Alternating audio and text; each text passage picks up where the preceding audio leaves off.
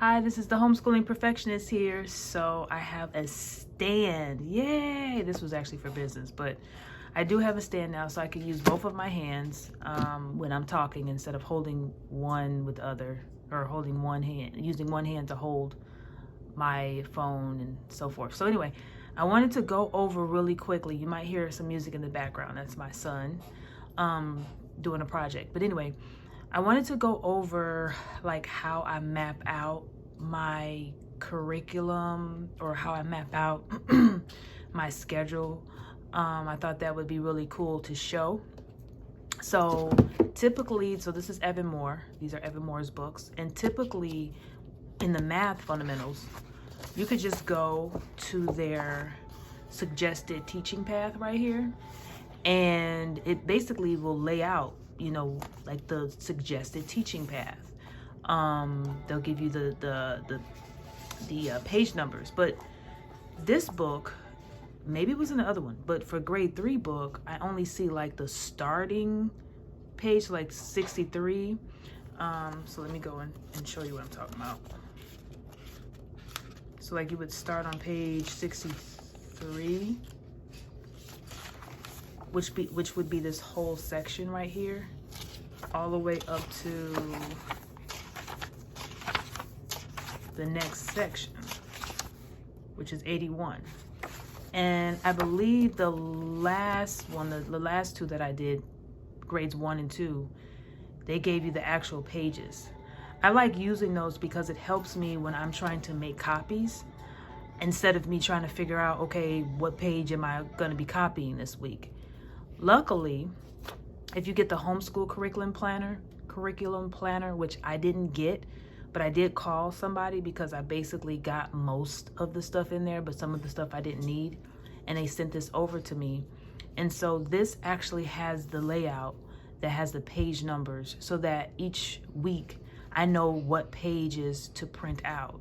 That's typically what I would do longhand. I would write out what page numbers I need to print out for that week.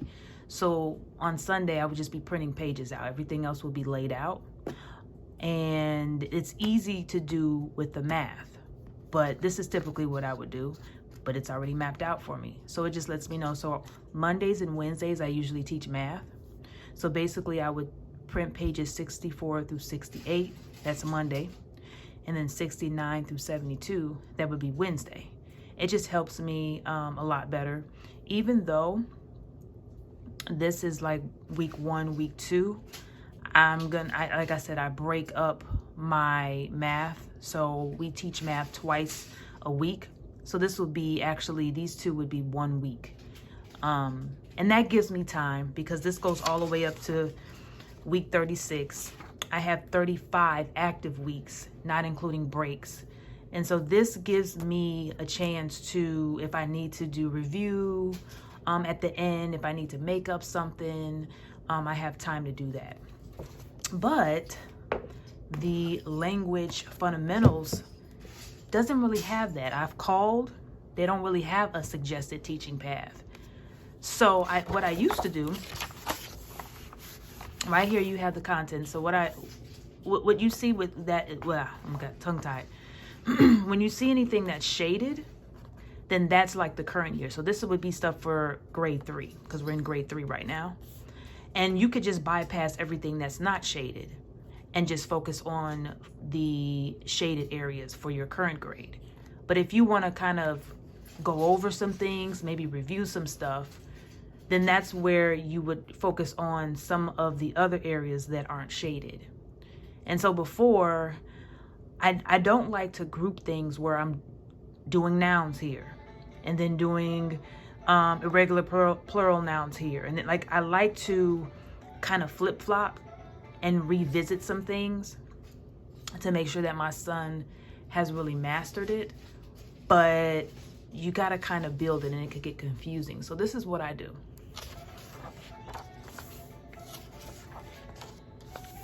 I go to the last couple pages over, and this is only going to focus on that grade, the Common Core language standards for that grade. So these are all grade 3. This is basically the shaded stuff. It's just they put all the shaded stuff in one section. And then what I do is I typically, what I showed you with the math, I still do it here with the language arts, where I group at least 3 pages one day and then 3 pages or 2 pages another day. And so I'm going to do 3 pages. It would be on Monday.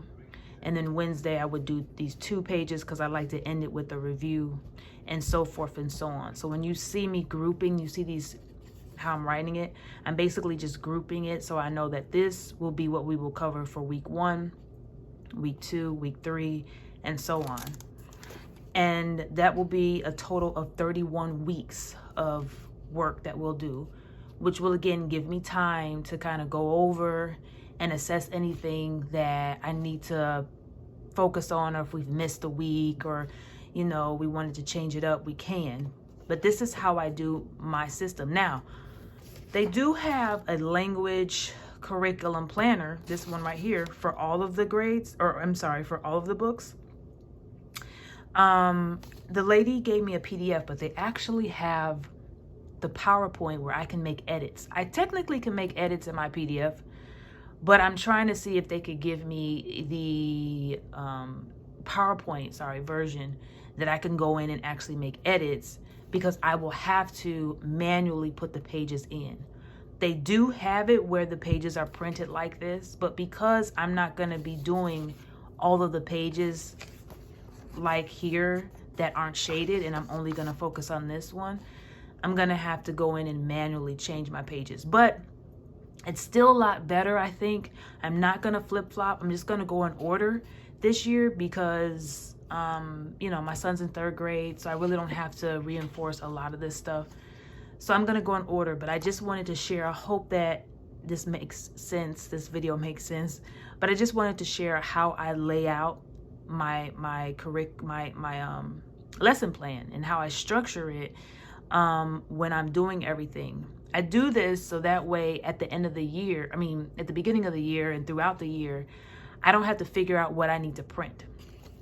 Everything, this is an example of the math, everything is already mapped out for me. So all I have to do is print.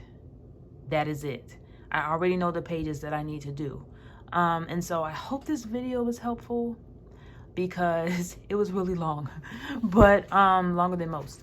But I just wanted to kind of share with you my process behind it. Don't forget, before I start anything, I fill out this curriculum map.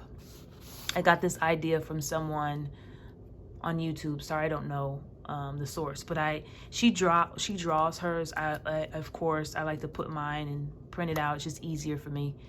And this is for each subject. I have one printed for each subject.